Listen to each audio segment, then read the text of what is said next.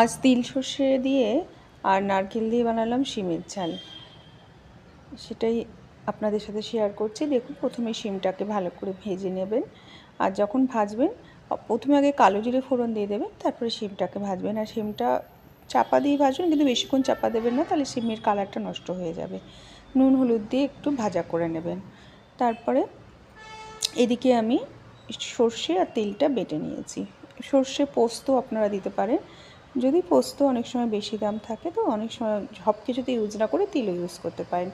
সর্ষে আর পোস্ত তিলটা মানে বেটে নিয়ে তবে শিমের মধ্যে দিয়ে দেব। আর এদিকে আমি নারকেল একটু কুড়িয়েও রেখেছিলাম, নুন নারকেল সব একসাথে দিয়ে নেড়ে নেব। একটু তেলের মধ্যে নেড়ে নেব, একদম মানে কাঁচা নারকেল তো একটু তেলের মধ্যে নেড়ে নিয়ে, মানে তেল আর মশলার সাথে নেড়ে নিয়ে একটু মিষ্টি দিয়ে দেবেন, স্বাদ মতো নুনও দিয়ে দেবেন, ব্যাস হয়ে যাবে।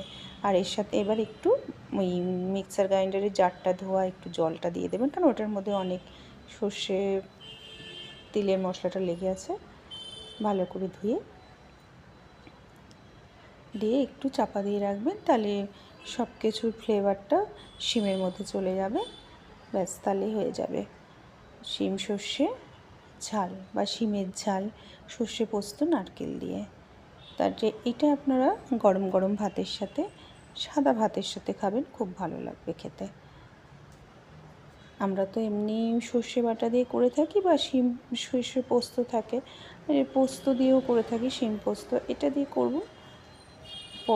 যদি নারকেল থাকে নারকেল, সর্ষে, তিল সব কিছু দেখুন খুব ভালো টেস্ট হবে। আর একটু কাঁচা লঙ্কা চাইলে কাঁচা লঙ্কা দিয়ে দেবেন, না চাইলে গোটা দিয়ে দেবেন, তাহলেই ভালো লাগবে।